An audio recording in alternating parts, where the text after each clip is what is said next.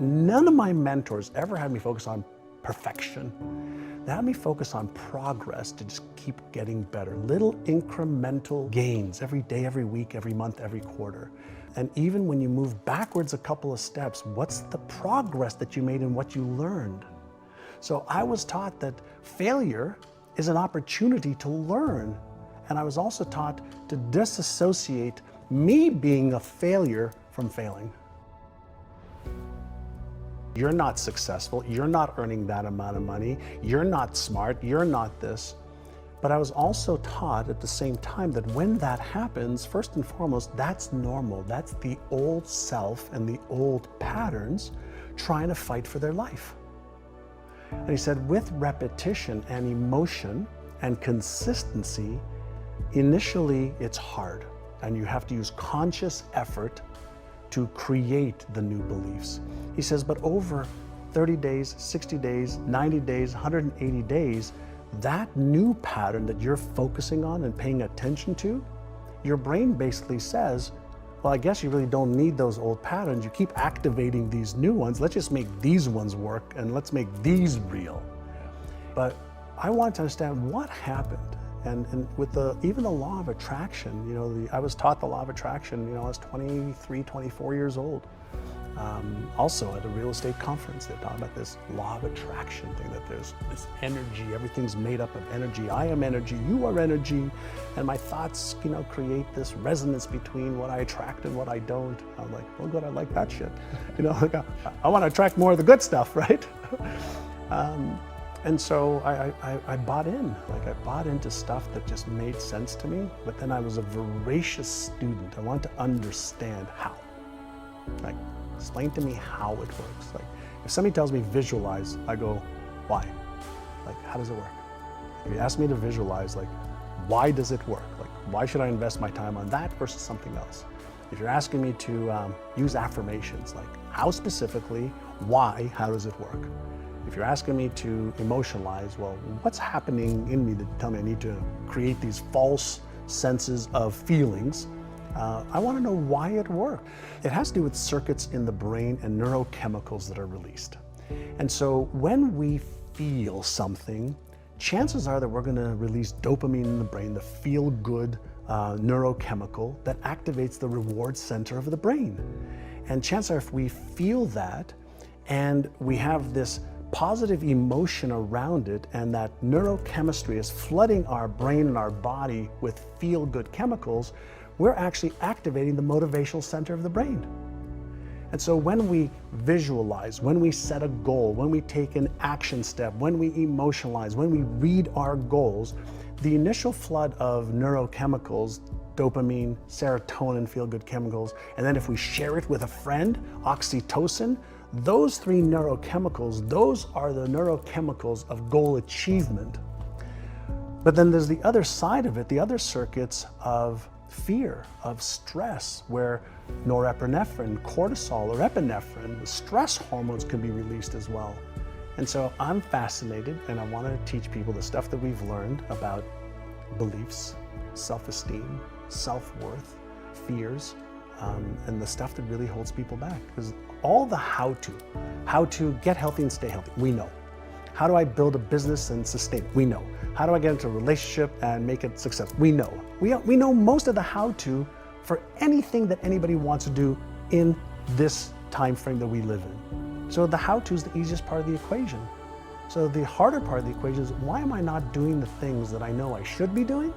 And why am I not doing the things that I could find out easily how to do? I wanted to figure out if the stuff that I did in the 80s when I was a kid, that broke free, would it work with some of my agents? And so we took 75 agents, randomly. Agents said, hey, do you want to get into a 6-month program to retrain your brain, your subconscious brain, around your beliefs about what is possible for you to achieve, around your habits of what you have to do in order to achieve that.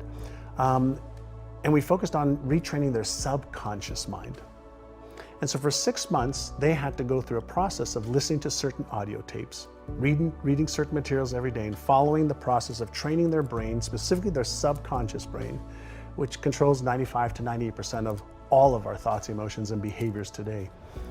And within 6 months, that group increased sales by $100 million. Jesus. $100 million. And I said, holy shit, right? This is working. And so we started to teach. Some of what we teach now in NeuroGym, actually now we have the technologies, we have the systems that are far better than what we did back in the 90s. And we went from 1.2 billion to 4.5 billion a year. And it wasn't because we taught them any more skills to be real estate agents. We taught them how to change the way they thought about themselves. We taught them how to change their habits.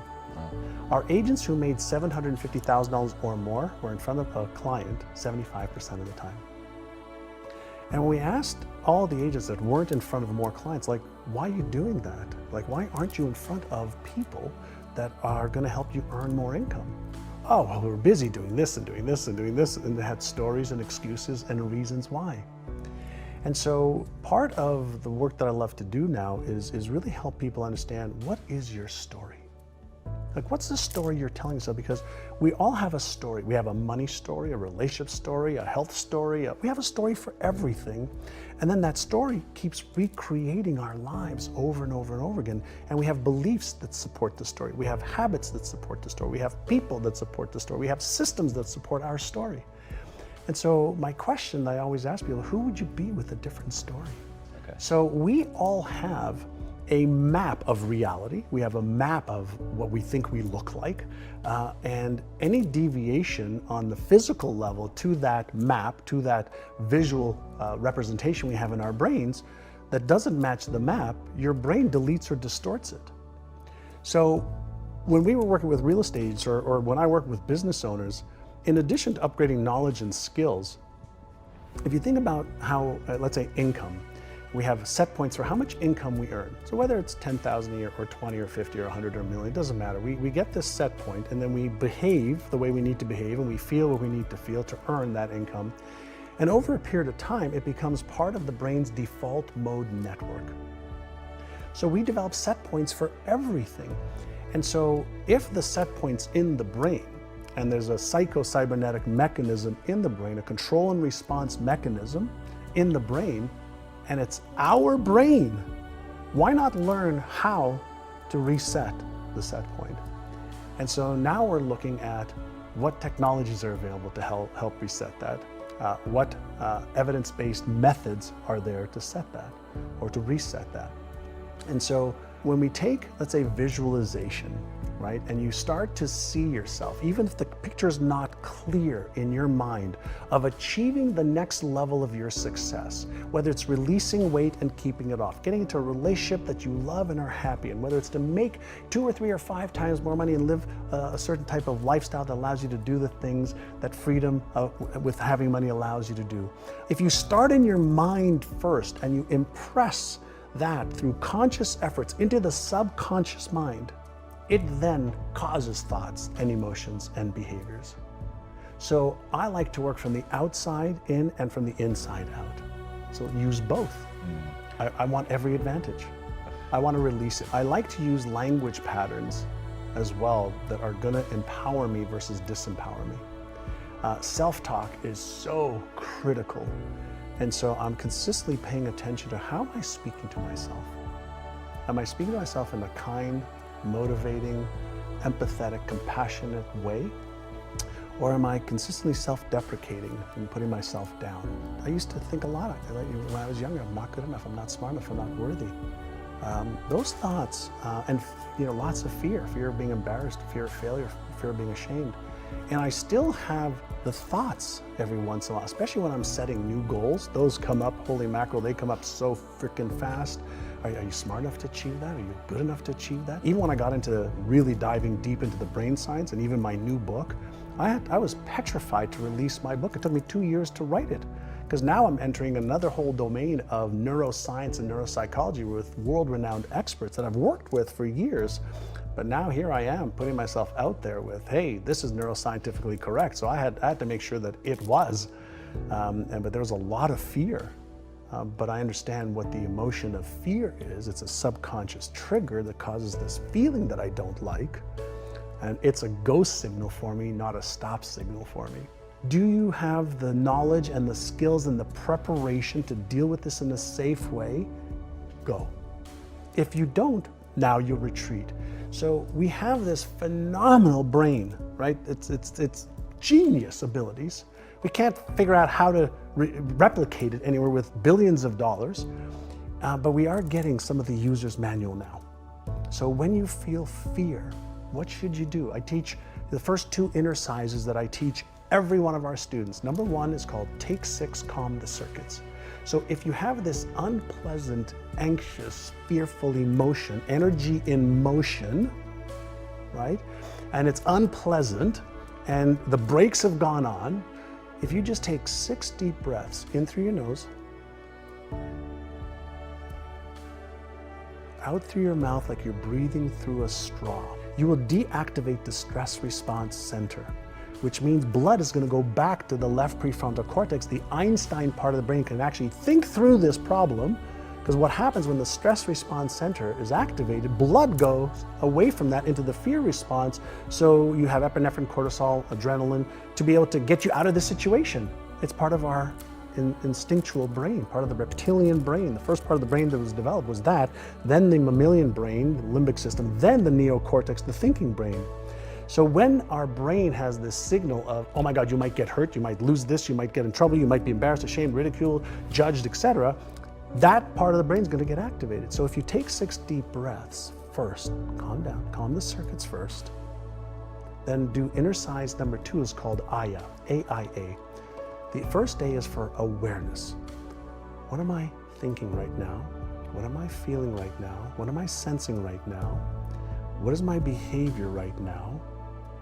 So you thoughts, feelings, sensations, awareness of behavior. What's my intention right now? That's the I. Well, my intention is to move forward. I want to do this. Great. What's one very small action step that you can take? Now, the reason you want to take one small action step is one small action step your brain can handle. If it's one small step towards it, the threat response goes away. But if you focus on the end game right away, you're going to get that rush and that instant trigger of the fear response, stress response. So the first thing you want to do is learn how to manage your mindset and what you focus on. Learn how to manage your emotions, because they drive your behavior more than anything else. Because we move away from pain and we move towards pleasure, but we move away from pain 1,000 times faster. And pain wires in the brain faster for survival mechanisms. So purely from a neuroscience perspective, just understanding self, once you understand, oh, okay, this feeling is normal. Okay, what should I do? Take 6, calm the circuits, AYA, and now you can start being progressive and make progress towards what you want.